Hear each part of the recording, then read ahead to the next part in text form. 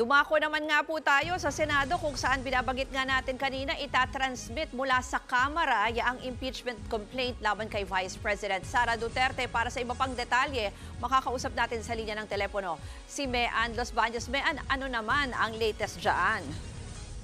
Lumis, magandang hapon sa iyo. Nilinaw mismo ni Senate President Jesus Cordero na hindi naghahanda ang Senado sa kahit na anong impeachment trial. Sa isang pahayag, sinabi ni Escudero na hindi raw sila mag-a-assume ng kahit ano hanggang wala pang galaw sa impeachment case. Wala raw basbas niya at hindi rin daw tama ang naging pahayag ng isang staff ng Senado tungkol dito. Kaninang umaga kasi kanina tanghali, tinulong ng Senate Public Relations and Information Bureau ang mga reporters dito sa Senado para sa maayos na coverage. Kakaling ipadala na sa kanilang impeachment complaint laban kay Vice President Sara Duterte. Huling araw na ngayon ang sesyon bago mag-break ang Senado para sa campaign period. Kaya kung iaakyat sa Senado ang reklamo, ngayong araw ito maaring gawin. Kung sakali, mismo ang Secretary General ng Kamara ang magdadala ng kopya ng reklamo at tatanggapin ito ng kanyang counterpart na si Senate Secretary Bantog.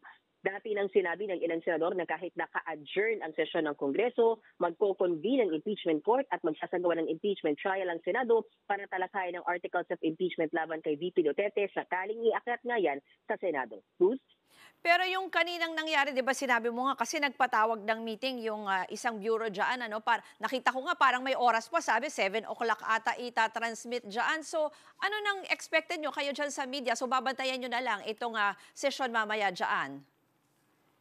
Basically bumaba sila dito sa may second floor para ayusin o para i-meet kami para sa isang maayos na coverage kung sakaling ang iakyat. Kasi alam naman natin, Luz, sa isa-isang malaking coverage, isang malaking storyang yan. Syempre, ine-expect na napakaraming cameramen, crew, reporters. So, ang gusto nila, maging maayos pa rin yung daloy. Kasi ibibigay yung mismong impeachment complaint kung sakasakali doon sa opisina ni Secretary Bantog sa 6th floor, which is maliit. So, kung magsama-sama yung mga crew at reporters, ay talagang masikip.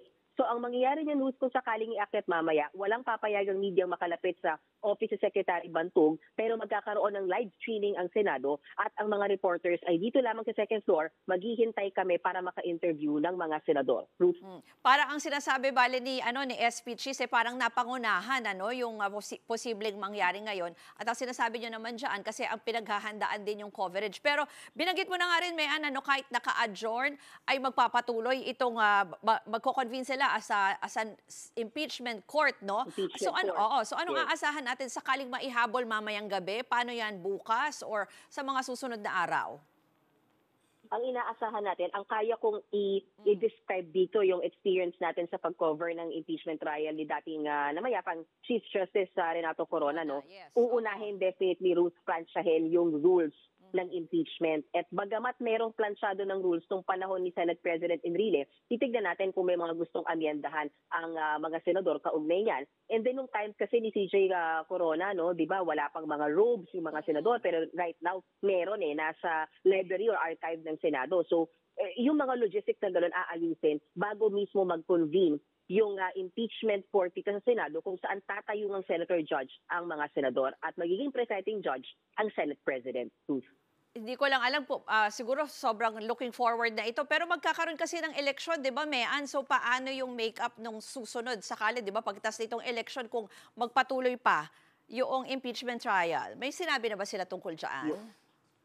Wala pa, pero yun yung isa nating nakikitang complication. Hindi natin alam if it will work for or against, lalo na sa ilang mga sitting senators na tatakbo muli. Kasi hindi naman natin maitatatwa yan, Ruth, kung sakasakaling matutuloy itong impeachment trial, nasa kalagitnaan. Dahil next week start na yung kampanya. So paano nga bang galawan? Hindi sila makakakampanya. Kasi nung time ni Senate President Enrile at impeachment din natin CJ Corona, 4 days a week, Monday to Thursday, ang impeachment trial, and then Friday ay press con ng prosecution at ng defense. So, biruin mo yung galawan, lalo na ng mga senador na tatakbo ulit. Sabi nga, pro or con. Kasi pro could be, mapapanood sila sa TV everyday. Pero yung consequence, hindi sila makakaikot ng gusto, gaya ng ibang mga tumatakbong senador na hindi pa sitting senator.